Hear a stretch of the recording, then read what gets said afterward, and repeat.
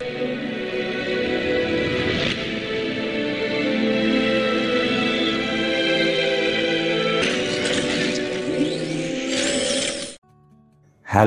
And welcome friends, मैं हूं आकाश कोटनाला। आप देख रहे हैं yoga and Ayurveda science YouTube channel. दोस्तों, आज फिर से मैं आप सभी के बीच उपस्थित हूं योग का न्यू टॉपिक, न्यू लेक्चर लेकर के। आज हम यहां पर कर्म योग के बारे में चर्चा करेंगे। साथ ही साथ हम यहां पर कर्म कितने प्रकार के हैं इनके बारे में भी चर्चा करने वाले हैं, अच्छे ढंग से यहाँ पर समझने वाले हैं। साथ ही साथ आप सभी को बता दें, इसी प्रकार से चैनल पर कई सारे टॉपिक, कई सारे लेक्चर्स, लगभग 500 प्लस लेक्चर्स आपको चैनल पर दिए गए हैं। योग के सभी लेक्चर्स हैं, आप चैनल पर आकर के इन्हें देख सकते हैं, कुछ नया सीख सकते हैं। हम यहाँ पर कर्म योग के बारे में चर्चा करेंगे। इससे पूर्व हम भक्ति है, ज्ञान है, हठ है इत्यादि, या फिर अष्टांग योग है, या फिर राजयोग है, सब के बारे में हम चर्चा कर चुके हैं। आप चैनल पर आकर के इन्हें देख सकते हैं।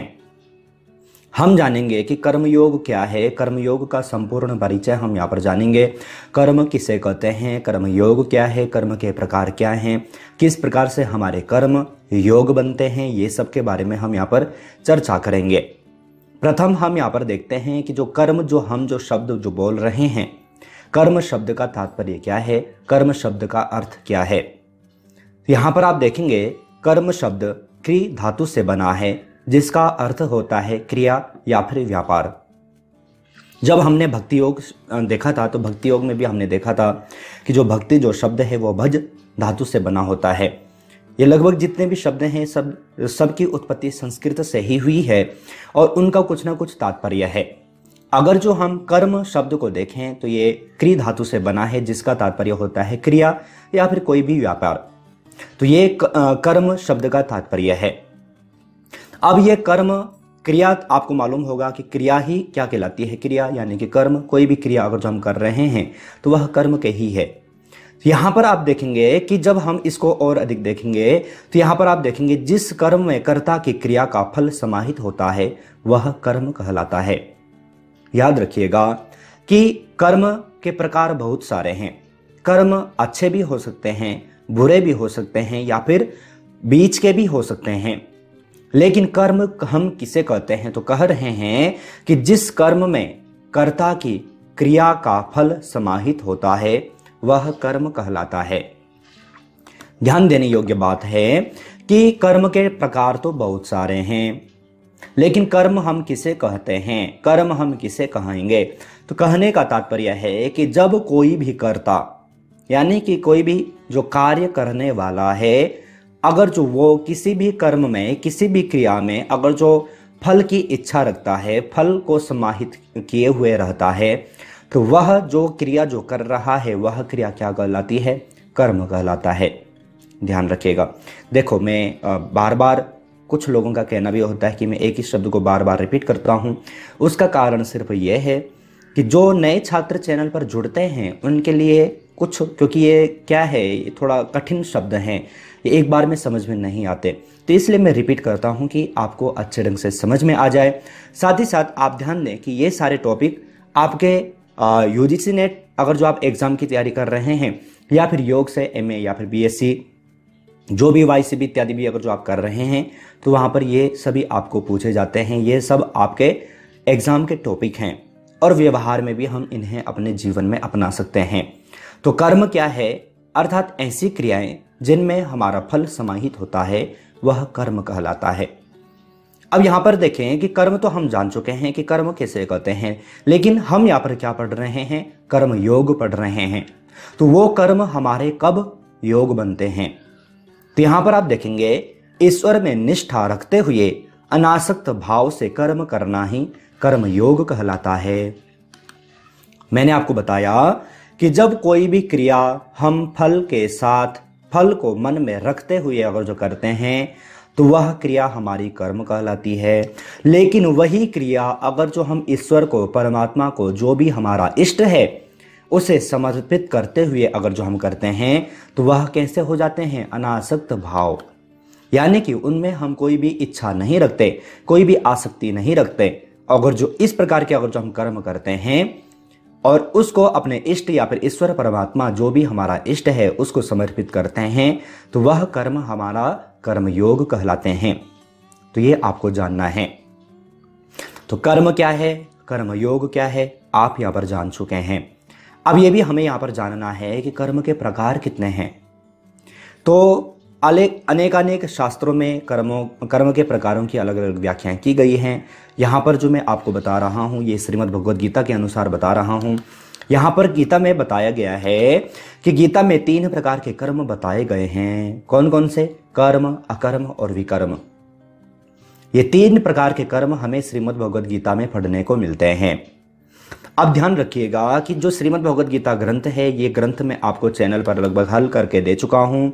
और ये जो आप यहाँ पर गीता के अनुसार जो कर्म देख रहे हैं इन्हें हम यहाँ पर डीप यहाँ पर जानने वाले हैं, समझने वाले हैं। लेकिन याद रखिएगा कि गीता के अनुसार अन्य और ग्रंथ भी हैं जिनमें कर्मों के बारे में चर्चा की गई है। वैशेषिक दर्शन देखें, वहां पर भी कर्म के बारे में चर्चा की गई है। या फिर अगर जो हम अन्य ग्रंथ जैसे कि योग दर्शन है, योग दर्शन भी देखें तो योग दर्शन में भी महर्षि पतंजलि ने 4 प्रकार के कर्म बताए हैं। तो वो भी हमने वहां पर देखे थे। मैंने आपको लगभग पतंजलि योग सूत्र के 43 लेक्चर्स आपको चैनल पर दिए हैं, वहां पर मैंने आपको बताया भी है। अगर जो हम शास्त्रोक्त तरीके से देखें तो शास्त्रोक्त तरीके से भी 3 प्रकार के कर्म हैं, वो हैं संचित, प्रारब्ध और क्रियमाण। तो अनेकानेक ग्रंथ, अनेकानेक विद्वानों के अनुसार कर्मों के अनेकानेक प्रकार हैं। लेकिन जो आपको एग्जाम में लिखना होता है श्रीमद् भगवद गीता के अनुसार आता है, तो ये इसके लिए मैंने आपको यहाँ पर दिया है। तो श्रीमद् भगवद गीता में 3 प्रकार के हैं, कर्म है, अकर्म है और विकर्म है। अब कर्म, अकर्म और विकर्म क्या है इसे हम अच्छे ढंग से समझने वाले हैं। प्रथम हम यहाँ पर देखते हैं कि कर्म। तो कर्म मैंने आपको बताया कि आसक्त भाव से किए गए कर्म हमारे कर्म कहलाते हैं। जो कोई भी क्रिया हम आसक्त भाव से, यानी कि उसका जो फल है अगर जो हम मन में रखते हैं, फल को रखते हुए कोई भी कर्म अगर जो हम कर रहे हैं तो वह हमारे कर्म कहलाता है। जैसे कि अगर जो हम पढ़ाई भी कर रहे हैं, आपने ये लेक्चर भी देखा है, लेक्चर आप देख भी रहे हैं, तो इसका पीछे कोई कारण होगा। अगर जो बेकारण, बिना किसी कारण के अगर जो आप देख रहे हैं तो ये आपका कर्म नहीं कहलाएगा, कर्म योग कहलाएगा। लेकिन अगर जो आपका इसके पीछे कोई मोटो है, कोई कारण है, तो ये हमारा कर्म कहलाएगा। इसी प्रकार से आप किसी भी रूप में देख सकते हैं। एग्जाम्पल मैंने आपको व्यवहारिक दिया है, आप कोई भी एग्जाम्पल यहाँ पर फिट कर सकते हैं। कहने का तात्पर्य है जब हम आसक्त भाव से कर्म करते हैं, क्रियाएं करते हैं, तो वह हमारे कर्म कहलाते हैं। तो ये प्रथम आपको यहाँ पर समझ में आ चुका है, ये मैं आपको गीता के अनुसार बता रहा हूँ। दूसरा आप देखें, दूसरा है अकर्म। अब अकर्म क्या है? तो कहते हैं अनासक्त भाव से किए गए कर्म अकर्म कहलाते हैं। अगर जो हम आसक्त भाव से कर रहे हैं कोई भी क्रियाएं तो वह हमारा कर्म कहलाएगा। उसी के विपरीत अगर जो हम अनासक्त भाव से अगर जो हम कर्म कर रहे हैं तो वह कर्म हमारे अकर्म कहलाते हैं, जो कि अच्छे होते हैं। योगी को या फिर व्यवहार में हमें इन्हीं कर्मों को करना चाहिए, अकर्म करने चाहिए। लेकिन मुश्किल है, ये कहना आसान है, मैं कहने में मुझे आसानी होगी लेकिन करने में कठिनता है। लेकिन फिर भी हमें जितना हो सके हमें इनका अभ्यास करना चाहिए, क्योंकि अभ्यास से ही सब कुछ होता है, मैंने आपको बताया भी है। तो यहाँ पर अकर्म क्या है? तो कहते हैं अनासक्त भाव से किए गए जो कर्म हैं, जो क्रियाएं हैं, वह अकर्म कहलाते हैं, जो कि श्रीमद् भगवद गीता में बताया गया है। तीसरा यहाँ पर बताया गया है विकर्म। विकर्म अर्थात आप देखेंगे आसक्त या अनासक्त भाव से किए गए पाप कर्म विकर्म कहलाते हैं। विकर्म क्या है? तो कह रहे हैं कि चाहे हम आसक्ति से कर रहे हैं, चाहे हम अनासक्त भाव से कर रहे हैं, लेकिन अगर जो हम पाप कर्म कर रहे हैं तो वह विकर्म है। हम अपने भलाई के लिए पाप कर्म कर रहे हैं या फिर दूसरे की भलाई के लिए पाप कर्म कर रहे हैं, तो ये सभी क्या हैं? विकर्म के अंतर्गत आते हैं। तो ये हमें यहाँ पर जानना है, ये हमें यहाँ पर जानने योग्य है, हमें यहाँ पर इसको समझना है। तो कर्म क्या है, अकर्म क्या है, विकर्म क्या है, ये सभी हम यहाँ पर अच्छे ढंग से यहाँ पर जान चुके हैं। देखो, मुझे नहीं लगता कि कर्म योग में आपका कोई भी प्रश्न रहेगा, कोई भी डाउट रहेगा। नहीं समझ में आया है तो आप लेक्चर को रिपीट करके देख लीजिएगा, आपको अच्छे ढंग से समझ में आ जाएगा। अब साथ ही साथ आप सभी जानते हैं लेक्चर के अंत में कुछ प्रश्नोत्तरी सीरीज आपको दी जाती हैं। कुछ प्रश्न यहाँ पर हैं जिन प्रश्नों के सही आंसर आपको यहाँ पर देने हैं। तो प्रथम प्रश्न आप सभी के लिए यहाँ पर है, निम्नलिखित में से हठ योग के प्रणेता माने जाते हैं? भगवान शिव, भगवान विष्णु, उपरोक्त दोनों, कोई नहीं। मैंने यहाँ पर हठ योग के बारे में पूछा है, आपको सही आंसर छांट करके वीडियो के कमेंट बॉक्स में भेजना है। दूसरे प्रश्न की ओर चलें। दूसरा प्रश्न है, निम्नलिखित में से कर्मयोग शब्द किस धातु से बना है? क्री धातु से, धृ धातु से, उपरोक्त दोनों, कोई नहीं।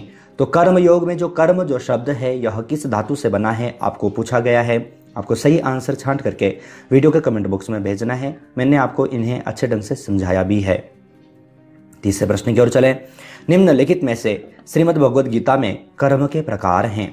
1, 2, 3 या फिर 4। तो श्रीमद् भगवद गीता में कितने प्रकार के कर्म बताए गए हैं आपसे पूछा गया है। मैंने आपको बताया भी है। आपको सही आंसर छांट करके वीडियो के कमेंट बॉक्स में भेजना है। साथ ही साथ आप सभी को बता दें, जो प्रश्न आप यहाँ पर देख रहे हैं इसी प्रकार से प्रश्नोत्तरी सीरीज की चैनल की ओर से 3 बुक पब्लिश की जा चुकी हैं। तीनों बुक्स में, एक में आपको 500, एक में आपको 1000 प्लस, एक में आपको 1500 प्लस MCQ मिल जाते हैं। तीनों बुक्स में योग के 10 से 20 ग्रंथों को लिया गया है। इनके प्रश्नोत्तरी सीरीज आपको यहाँ पर दी गई है। अगर जो आप इन्हें डाउनलोड परचेस करना चाहते हैं तो आप वीडियो का कमेंट बॉक्स, वीडियो का डिस्क्रिप्शन बॉक्स चेक कर सकते हैं। चौथे प्रश्न की ओर चलें। निम्नलिखित में से श्रीमद् भगवद गीता में कर्म के प्रकार हैं? कर्म, विकर्म, दुष्कर्म या फिर 4। पूछा गया है सकर्म श्रीमद् भगवद गीता के अनुसार है या फिर विकर्म है या फिर दुष्कर्म है या फिर 4 है। तो सही आंसर क्या है आपको छांट करके वीडियो के कमेंट बॉक्स में भेजना है। जानबूझ करके मैंने प्रश्न को घुमाया हुआ है। तो आज हमने यहाँ पर कर्मयोग के बारे में जाना है। आशा है आप अच्छे ढंग से यहाँ पर समझ चुके होंगे, आपको समझ में आ चुका होगा। आप इसी प्रकार से चैनल से जुड़ सकते हैं और भी नए लेक्चर्स आप चैनल पर आकर के देख सकते हैं। साथ ही साथ अगर जो आप चैनल पर कोई भी प्लान लेना चाहते हैं, अगर जो आप चैनल पर ज्वाइन बटन पर क्लिक करेंगे आपके समक्ष चैनल की ओर से 3 प्लान नज़र आ जाएंगे। आप चैनल से जुड़ सकते हैं, कोई भी प्लान ले सकते हैं। साथ ही साथ कोई भी लेक्चर आप हफ्ते भर चैनल पर देख सकते हैं।